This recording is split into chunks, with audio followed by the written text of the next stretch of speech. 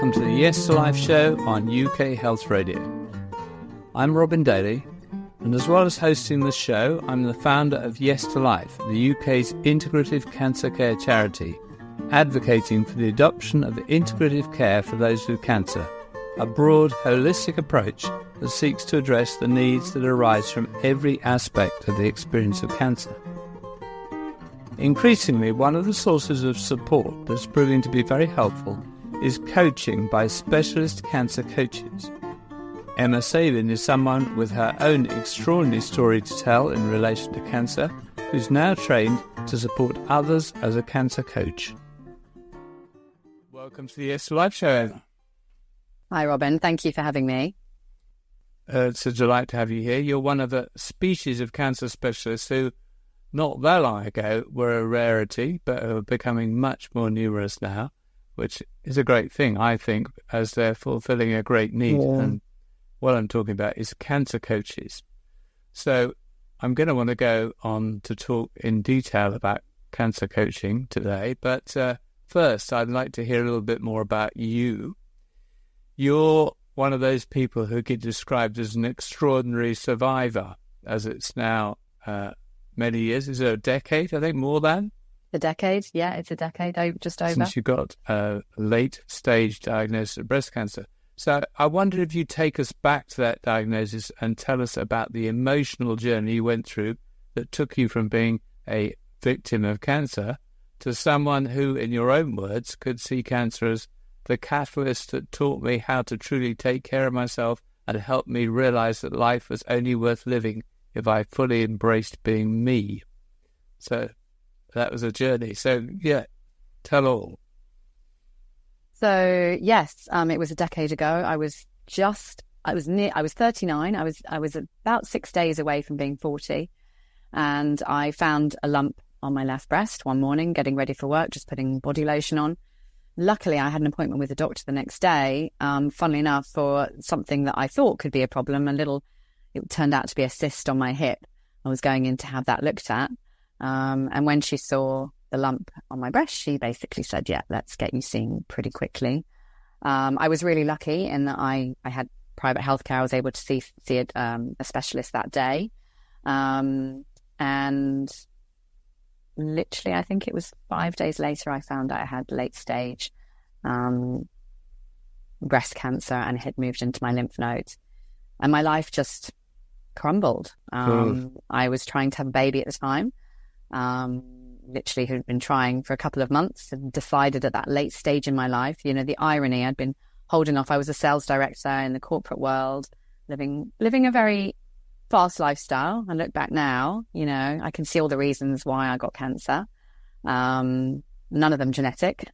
And what followed was, I can only say a journey of fear and trauma. And I suppose now I look back, a rebuilding of my life. But at first I obviously was sort of, broken down. They say life begins at 40. And I remember thinking very angrily at the time, gosh, this is not life beginning at 40. And I look back now and I think actually it was a very different life beginning at 40. A life that I didn't know that I needed, really. It was kind of like, a bit of a lesson, I suppose, a bit of a wake-up call. The life I was leading was a very yang lifestyle, to put it in sort of yin and yang and those sort of terms. What do you mean by that? Okay, so in yoga philosophy, the yang is the sort of masculine, the driving force. We all have yin and yang parts in us. We all have masculine and feminine energies. And I was leading a very driven, I was a sales director. I was working with men in a corporate environment. I was trying to compete in a male environment. I was working hard, fast. It was a fast lifestyle.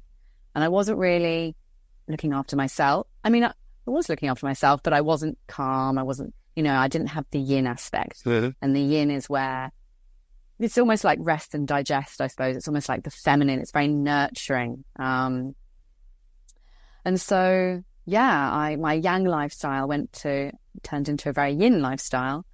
But what followed was, I had the normal allopathic healthcare. I had a double mastectomy. After I'd had IVF, I had chemotherapy, I had radiotherapy. And then there was a lot of drugs that I was supposed to go on for 10 years, but I decided I wanted to try other ways. So, yeah. Yeah. So can we focus in on the kind of emotional bit of it now? Because you said that your life fell to bits basically at that point. All your future plans in the bin, all your expectations, particularly you're saying you just go around to thinking you might like to have children. These are all massive, crushing blows to people's your sense of self, their feeling about life. So I'm just really interested to hear you talk about the way you moved through that and things that helped turn it around. Yeah, I mean, as a woman of 40, to have your breasts, removed is, I remember laughing and joking at the time, trying to put a spin on it, I'm going to have, new breasts, it's great at 40, and kind of obviously not. But I remember the day I got home from the hospital, and it was a huge grief. I realized the extent of what had happened, and the realization I was not going to be a mother naturally. It was all two massive things for a woman, to come to terms with. So yeah, the irony of being in a man's world and then realizing that I was no longer going to have these attributes that a woman had. It was incredibly hard. It was a huge trauma. It took me a while to get over it, as you can imagine. And I literally, I was very lucky in that I had a good job. So I got, some support. And then eventually when I left that job, I got a redundancy. And it's thanks to that redundancy that I managed to support myself physically, mentally, emotionally.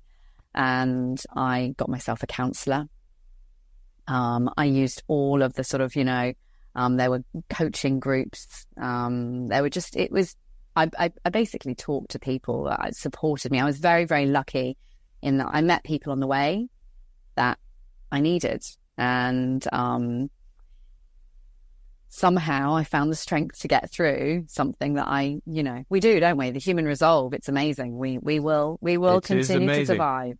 Something in me found, this desire to keep moving and moving despite being bald, having no eyebrows and eyelashes and feeling absolutely, broken. But, I managed to, I did all sorts of weird and wonderful things for myself. I used plant medicine on the sort of physical aspect, but also on the emotional aspect. I looked at a lot of the emotions and repressed feelings that I hadn't really dealt with. And I think a lot of the work I did was realizing how, as a person before I got cancer, I wasn't really feeling. I was a human doing, not a human being. And I learned how to start feeling. I had to, in order to move through life. And, my counsellor helped me a lot, helped me come to terms with the life that had gone. I was really lucky as well. I had an amazing boyfriend at the time, and my sister and family, and they very much supported me through it. And, when I look back now, I just have this amazing journey of finding all these weird and wonderful things that in a million years I would never have dreamt of doing, Right. Energy medicine and, shouting and jumping and laugh, cold therapy, singing, all these amazing things that I realize now the human body needs, and can help them. And yeah. I remember thinking at the time, who do you turn to? Nobody has gone through that, have they? Nobody can help you. And that was what was really, really hard. The loneliness, Yeah. Well, a lot of people speak about that. Yeah.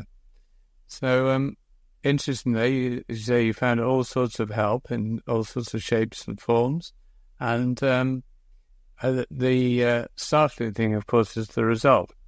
Because 10 years ago, if you had a late-stage cancer like yours, well, you might stave it off a little while, but the chances of having 10 years of good life ahead of you were very slim indeed.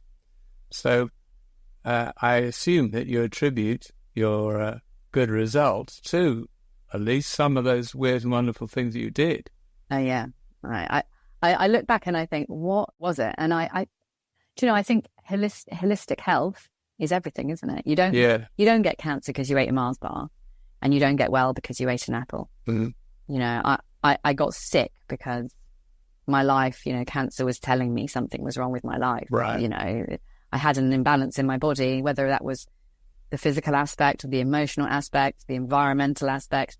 And I literally threw the book at it in every single way to get myself well. I didn't really think about it in that logical sense.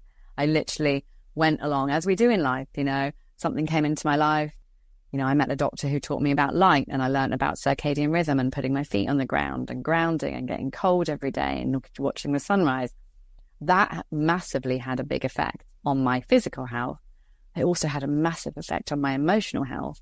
And I didn't realize at the time that when you get light in the morning, you increase your serotonin and you increase your dopamine and, of course, your melatonin. And then that helps your sleep. And it's like this cascading, brilliant effect.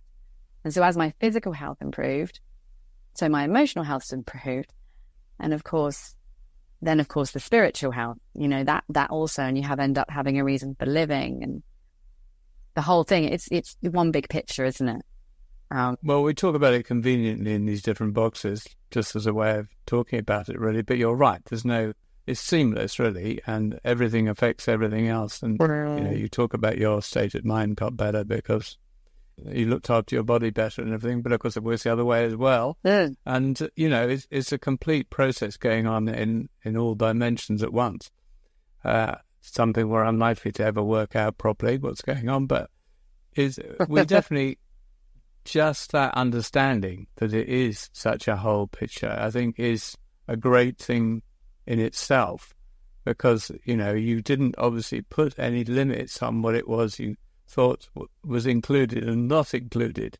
It was a matter of going for wholesome wellness in every possible dimension you could. It sounds like I may be putting words in your mouth.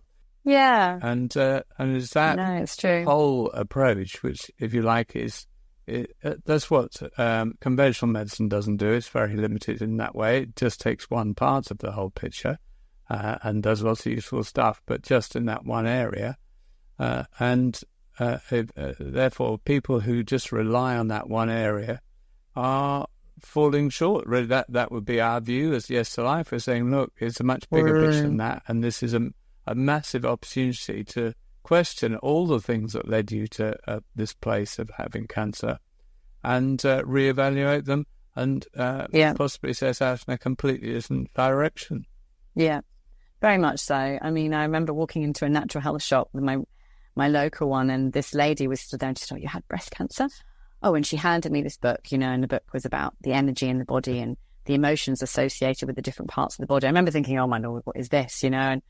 And she told me about some plant medicine that I needed to go and try, and, you know, all weird and wonderful things, but they're actually only weird and wonderful because, well, they're only weird because they're not part of the normal. They're not common, yeah, right.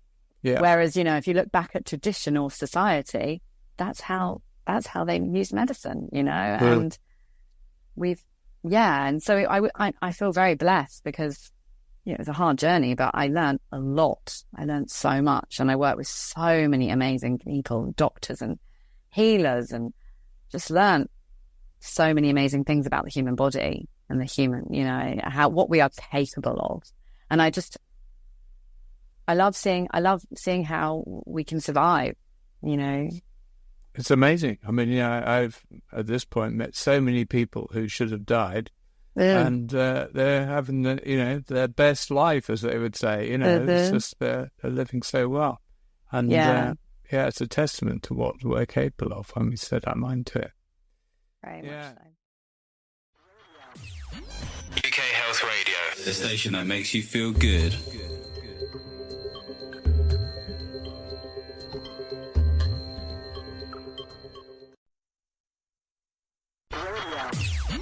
UK Health Radio, the station that makes you feel good.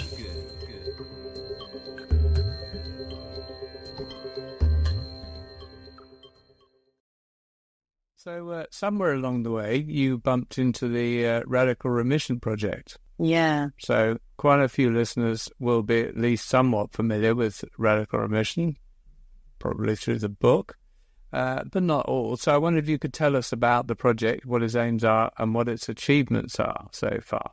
So the Radical Remission Project was started by Dr. Turner over a decade ago now. She wrote a book called Radical Remission that was her first book, based on the research that she had done on spontaneous remissions. So spontaneous remissions, as you will know, are, the patients that have survived as they've either tried conventional healthcare and it's not worked, they've moved to integrative, or and then it's worked, or it's that, and there's all those sides to it, but it's the non-normal route, I should say, for those patients that were given diagnoses that weren't actually, they weren't supposed to be around for more than 5 years. So she was studying them, and she wanted to find out what they thought had healed them. And they came up with about 75 different reasons. And these are 150 cases of radical remission all around the world. And the top 10 were well, actually, when she wrote the book, the top 9 were the same. And these factors, the top healing factors, were the things that all the people had done. And she'd asked the patients and she'd asked the healers. And these are things that, they were the common factors, basically, in the people that were living good, healthy lives. And I remember being told about this book when I first got diagnosed. I remember seeing this list. And actually, it was the word spirituality that put me off when I first saw it. I was thinking, spirituality, that's God, that's Church of England, that's what I used to have to do, and I instantly was like, no. And I discarded it. And then 2 years after my diagnosis, my father died, and it was it was very traumatic again. And my health, funnily enough, went downhill.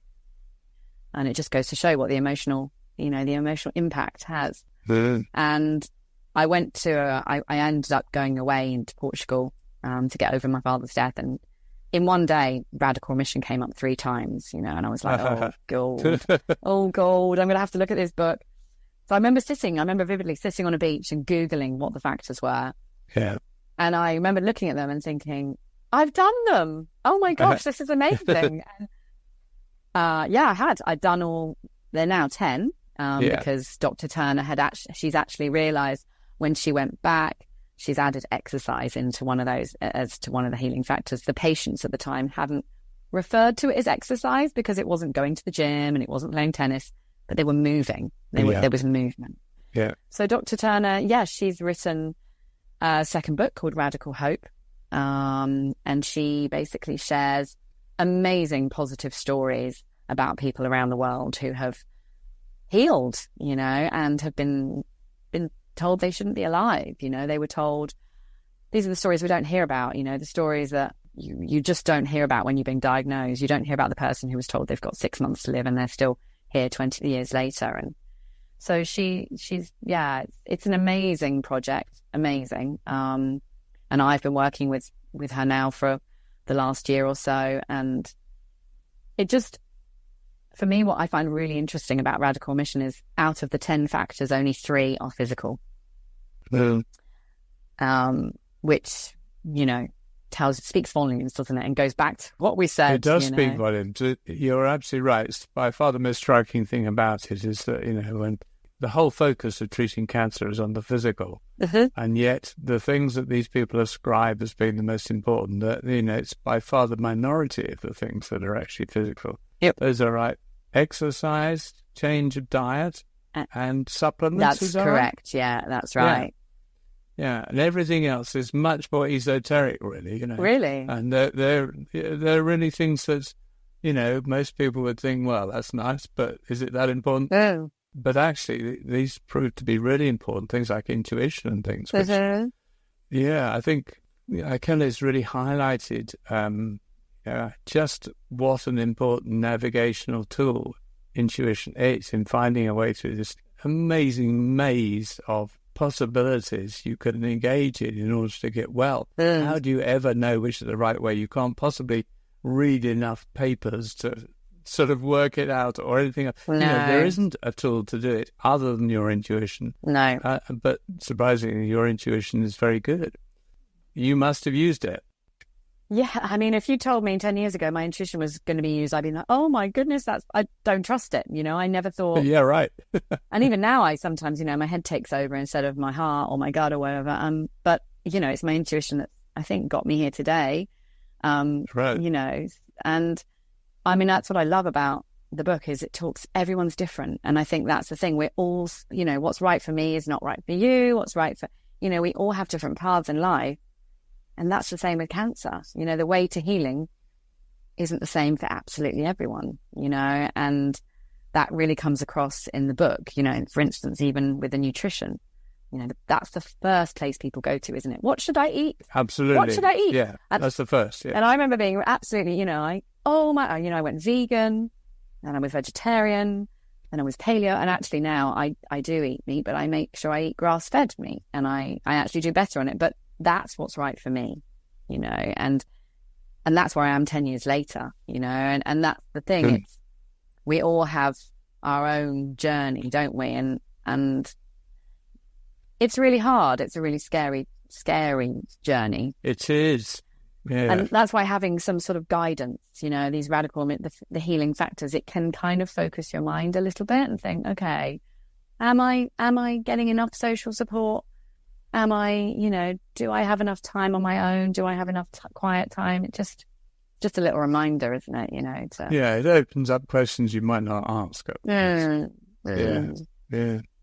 Anyway, great. I mean, I'm a huge fan and loved that book as soon as I saw it. It's like, at last, somebody is actually paying the right amount of attention to these people who are surviving, who previously, as you say, you never heard about these people. There was nowhere that they all came together under one umbrella like that before.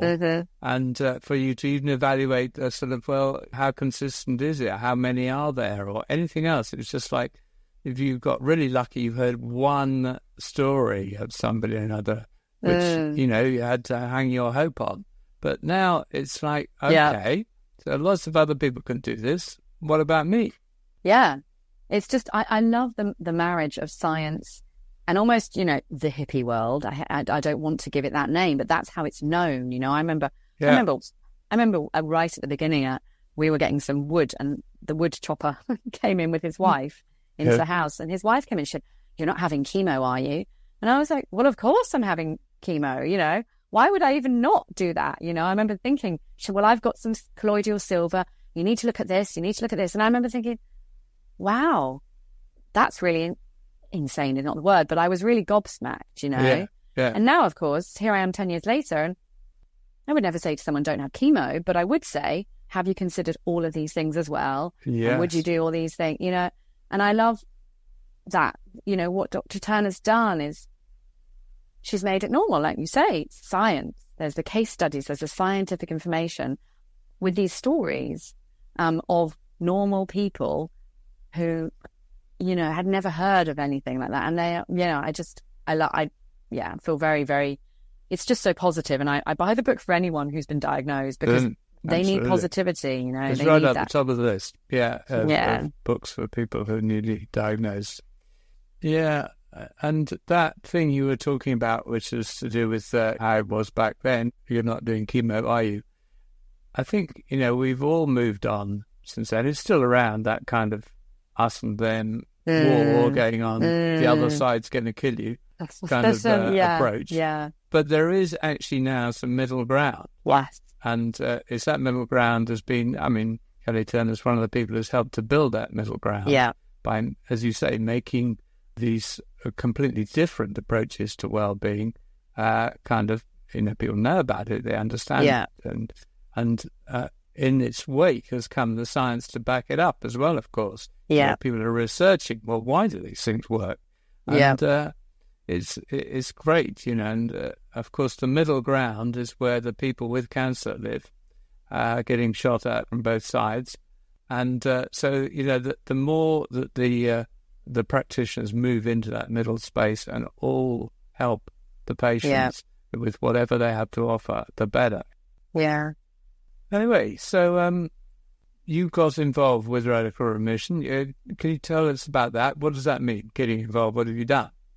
So, Dr. Turner Kelly, she was a lot of people came to her. She'd written the book and she would hold workshops herself. And obviously she's a very, very busy person. And she had a lot of people saying to her, do you have any coaches? Do you have people that can help me take me through this? Because it's very overwhelming, I mean, as I said, when I first saw this list, I was like, oh, no, spirituality. And I cast it aside. And I went through the journey myself, but it was a very overwhelming journey. And it took a long time, for me to get where I got to. And so she basically started running a teach training program to train people, to help people go through the radical remission factors. So that instead of me saying, for instance, I can't do spirituality, that means God and church, and I would have been told that actually spirituality doesn't mean that. Actually, what it means to me now is being in the sea and connecting to something bigger and realizing that, and having some calm. So yes, I basically started working with them last year, trained as one of her Radical Remission coaches. And I've been working with a company called Health Navigators in the States, who are all set up already, like basically working with Kelly and helping people like me go through the journey with some support. And as I said, it's not about obviously not telling people what to do. It's about saying, this is what can help. These are suggestions, and literally sharing the information and then guiding them through it. So helping them realize what is the diet that's right for them, it's such a privilege, I have to say. It's such a privilege. I feel very, very lucky to be able to work with such an amazing organization, because I just, to help people not go through what I had to go through. It's just marvelous. It is. Yeah. It is the best. Well, yeah, it is the best because, when you're somebody like yourself who's been there, well, of course, you know exactly why people need support. You because you have the experience in you. So, ideally placed. And we take a similar approach with our helpline, for example. The people who are on that are all people who've had cancer. So they know they know what being supportive looks like. Yeah. And so it's really great. Yeah. So out of this, you've made your own program called Shine Through Cancer. So maybe give us the top line. What do you offer to people, and who are you aiming it at? So it's a combination really of information. So it would be it includes the Radical Remission 10 factors and working through that, but also really looking at all the other information that I don't feel that I learned that has really helped me, that I had to find myself, that I had to research, that I had to experience, with doctors and with healers, and the things that I really feel made a significant shift in my health. For instance, light, the use of light and the circadian rhythm, that for me is huge. That significantly turned around my health and my sleep, which, as we know, is the cornerstone of healing. And that's just one example, but also the detoxification side of it's quite scary, all sorts of detoxing ways, and it's really important to do them. I made lots of mistakes. I know what works, I know what doesn't work, and I know, there's some fun, some weird and wonderful things you can do, and there's ways to make them easy. So there's the information side, but then on top of that, I mean, I was trained in dance movement psychotherapy, and I worked in the corporate world, and I love working with people, and I love coaching. I'm also a children's yoga teacher and meditation coach with teams. So I've kind of married everything I've learned in my past with people, and then the information, and then my own experience. I've kind of brought all of that together. And that's why it's called Shine Through Cancer, because obviously there is a point to light, but also, listen, I don't want to make it, a Pollyanna story. It's not all light and roses and skipping, but I do believe you can learn some lessons and you can come through this journey and you can come out better. I really believe that. Would I like to have had a mastectomy? No, I wouldn't, but there are ways to move forward and to grow. And yeah, that's what I offer. Is I offer my experience and my coaching services and helping people through that journey. Hopefully take away the mystery and the confusion and overwhelm. I can't take away the pain, but I can help with the process. Right, which can be pretty painful in itself. Yeah. So, well, that's fantastic. So it's a kind of mix between what you've learned through Radical Remission and just with your own experience. UK Health Radio, the station that makes you feel good.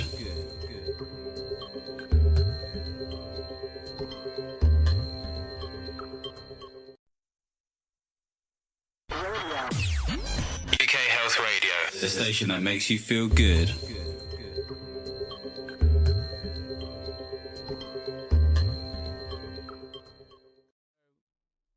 Maybe you've mentioned one or two things that you would look at with people. Do you want to go into a bit more detail of the kind of selection of things that you feel you can bring to the table? Yeah, I mean, we can, looking at the radical remission side of things. I mean, first of all, there's the nutrition aspect. Most people, they desperately want to know what is right and what is wrong, and there is no right and wrong. So, we would look at what do their blood tests show. I mean, I'm not a trained nutritionist, right? But I do have a lot of information about what worked for me and what science shows that is right for the body and inflammation. So the key things are, as we know, potentially taking out the inflammatory products such as dairy, such as processed meat, such as sugar and alcohol, and even that in itself, being told you shouldn't drink. There's the information on that, but then guiding someone through that. Who wants to be told they can't drink alcohol again if they're 40 years old? That's an emotional journey in itself. So, that's a pure example of, I'd be giving them the information about what alcohol, if they wanted to drink, how they should have and how they should consume it, and perhaps, maybe looking at ways to enjoy life without alcohol. Which is what I had to do. If you're young and you're suddenly told, you can't go out and have a good time.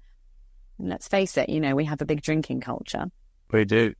There are many, many ways to have fun without drinking. And I've learnt those ways, Yeah. Well, that's really a great example, because you're right. You can just read this stuff and it's a piece of information. And of course, you can give them that piece of information, or they could have found it somewhere else. But there's a massive gap between a piece of information and actually finding your way to implement that advice in your life. And so as a coach, that's what you're doing, is you're actually, maybe you're finding the target. This is a good target to not be having alcohol, then you're helping them to get there.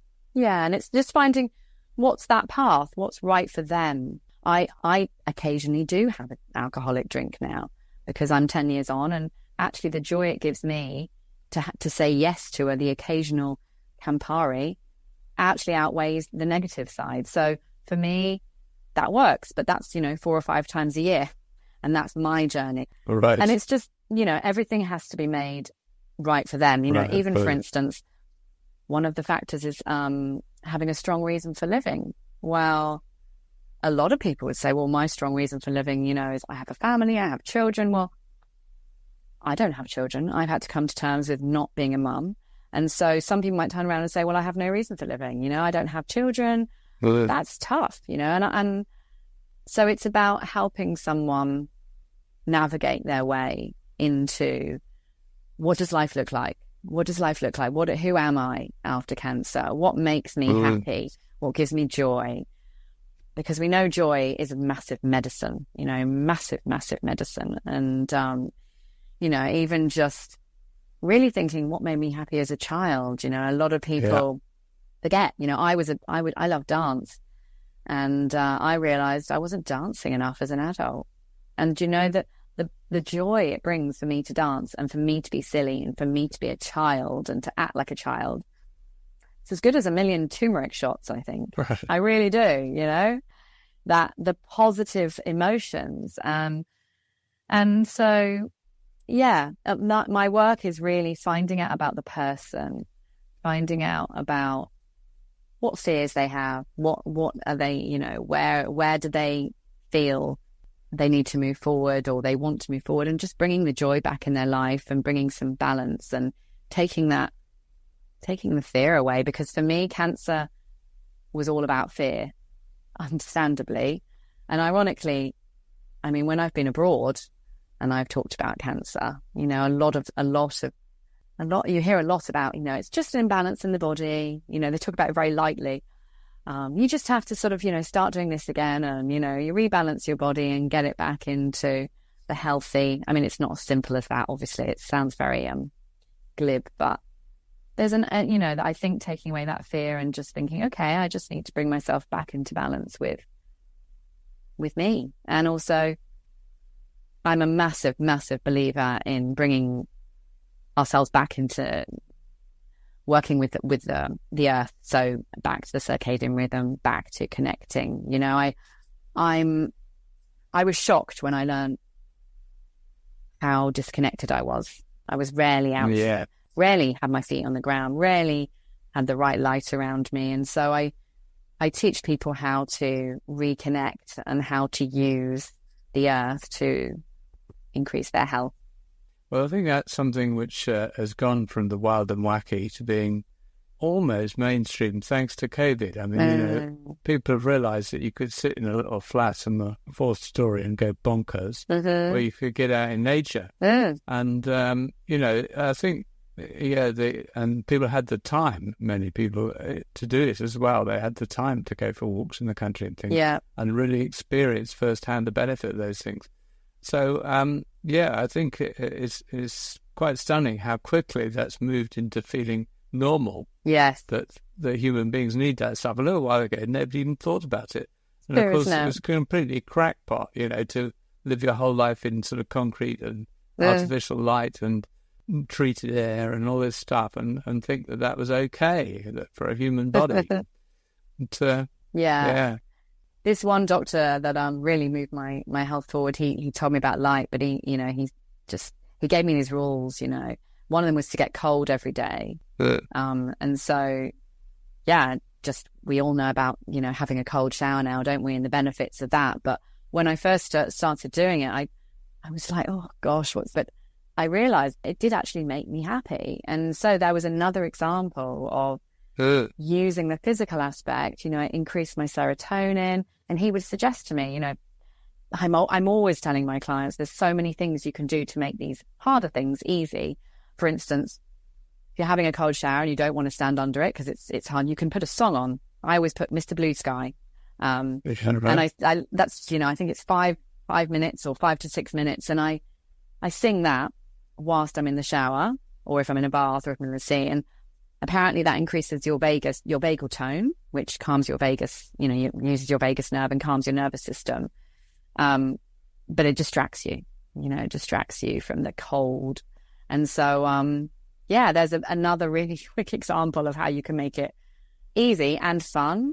And going back to the radical remission factors, you know, that's one of them is increasing positive emotions. And one of the scientific studies is singing increases your vagus nerve, you know, makes you happy. One. So, again, you know, there's very, very, very small things you can do to just make, and it's not even about cancer, it's about making life happier. It's about making, you know. It is. Yeah. These are all things that I wish I'd been taught when I was at school, you know. Yeah, a good living class. Yeah. Yeah. I was just very struck when you were talking back then, you talked about this strength of your will to live. And, you know, in terms of questions that without a bit of prompting you might not ask at all, that's a great example, I think, because I think many people in the face of something like cancer actually do find that their will to live is not very strong, and they've been living like that with a very weak will to live for years. Maybe, you know? Yeah. Quite unaware of it. And, you know, cancer's a time where, well, if you don't address that, well, obviously you're in a severely weakened position when it comes to actually getting yourself well. And it's likely to undermine any attempts you make. So it's a great question to be asked. how strong is your will to live? And then, because you put it under the spotlight, well, there is the chance that it may change as a result of your investigations. You might find out there are much better reasons for being alive than you were previously aware of. Yeah, I mean, some people just want to write that book, they realize that they've got a book in them, or that they've got a painting in them, and it doesn't have to be big. It doesn't have to change the world, but it can change your world, and it can change the world of the people around you. And, right. What is your reason for getting up in the morning? What makes you excited? Is it even if it's just the plant that you want to keep alive, or, the cat or the dog it's the small things, I think. And, and I think that's where it's just taking a different look at it, isn't it? It can be the lonely aspect of having cancer is huge. It's huge. Oh, yeah, I agree. Massive. And I think, I know for me, I had a lot of blame. I had a lot of, well, I got it because of this or this. So, I was like, what have I done wrong? And obviously that's old childhood patterns. Right. But there is a stigma. There's a huge stigma. And I'm coaching a gentleman at the moment, and there's shame. There's shame with the cancer world. I know, because I've had it, and I don't. Yeah, there's no reason for that, because it's not something we've done. It might be because of ways we're living or the environment around us. Who knows? Whatever it is, but in the same way, it takes a myriad of reasons for the body to be unwell. It takes a myriad of reasons to get it well, and. Yeah, I just really want to spread the word that it can easily be undone. It can, and I want to help people to see there are nicer ways to live and be a cheerleader for them. So, yeah. Fantastic.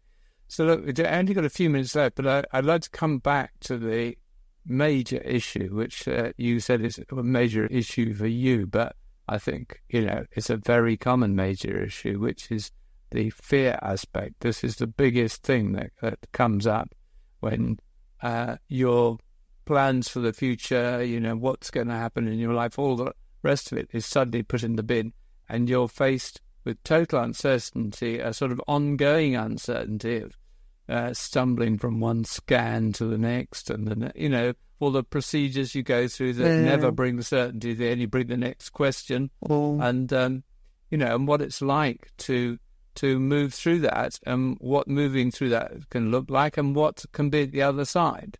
So I wondered if you say a little bit about that just to finish off. All I would say is just there's a lot of help out there. There's so much help out there now. Obviously, unfortunately, cancer figures are on the increase, but I think the support is on the increase. And I think, I have often thought, what would I do if I ever got cancer again? It's that big fear. It's there, that shadow. Of course. And it's the same advice I give to people who contact me, just friends in the first instance. I say, do nothing. I would do absolutely nothing for the first 2 weeks. Almost kind of, which sounds a little bit like bad advice. Obviously, you're going to do the hospital things, but don't react. Just sit, connect to nature. Connect to yourself, I think I would probably take myself somewhere and connect to myself again, and really try and ground myself for a start, so that I could be strong in the decisions I was making. But it goes back to what I was saying, I've said many times, cancer is really, it's something that's going wrong in the body for very many different reasons. And there are ways to put it right. There are so many ways to put it right. And they don't have to cost loads and loads of money. There are so many simple ways to put these things right, and it does take time, and it does take, it takes some bravery to get through it, but everyone can do it. And there's lots of people out there that can support them. So whilst I can't say don't be frightened, because that's natural, just trusting. I think that's the thing. I sound like a hippie now, but trusting that there is, things do sometimes happen for reasons, and there is somebody out there that can help. Very good, like yourself. So maybe you want to just let people know how you work with people and how listeners can find out more. Yeah, so it's very simple in terms of my details. Shinethroughcancer.com. That's got all my social media handles on there. I'm on Instagram and Facebook, and can contact me on WhatsApp or email. So I run workshops. I run Radical Remission workshops. I prefer to work them in person. I like in person. I love bringing people together because I think that's therapy in itself. But I also obviously work one-on-one, which is also very important. So, and I work on Zoom. And yeah, I basically meet you where you're at, and just try and provide you with as much information as I can, but also giving you the space to experience and feel what you need to experience, which I think is really important, that time and space, which your family member can't help you in the same way, because there's so much emotional baggage there, isn't there? It's not. So, yeah. Okay, fair enough. And because you like meeting in person, that means somewhere. So where would you be meeting in person?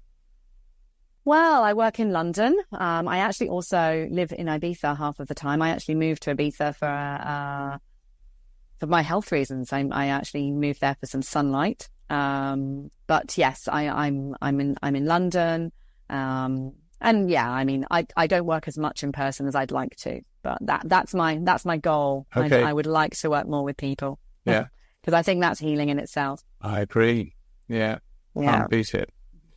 Okay. Well, lovely to talk to you, Emma. Thank you very much for telling us all about your work, and wish you the very best with what you're doing. Thank you very much. Thank you so much for having me. It's a pleasure to meet you. Thank you. Bye-bye. Bye. Emma's website, again, is shinethroughcancer.com, and do also take a look at the Radical Remission Project at radicalremission.com. If you've yet to read the groundbreaking book by Dr. Kelly Turner, Radical Remission, then don't waste any time in getting hold of a copy. There's also a powerful 10-part docu-series called Radical Remission, the first episode of which is available to watch free on YouTube. A reminder of the upcoming Yes to Life annual conference. This year, it's on October the 7th in central London, which may seem a long way off, but by visiting yestolifeannualconference.org now and booking your place, you'll ensure you get access to this unique event at the lowest possible cost. An attendee at last year's conference wrote, "It was one of the best things I've ever done. It really was life-changing for me." This year's event has the title You and Your Cancer Team, and will provide attendees with a mass of information and experience of the enormous range of resources that are now on offer to people with cancer. You'll get to meet others who share your interests, to speak directly to experts and suppliers of specialist products and services. Everyone who attends will go away at the end of the day with new resources and connections to support them. The website again is yestolifeannualconference.org, where you can read more about the speakers and workshop leaders, about the program for the day, and of course, where you can book your place. Thanks very much for listening today. I'd love you to join me again next week when I'll be back with another Yes to Life show here on UK Health Radio. Goodbye.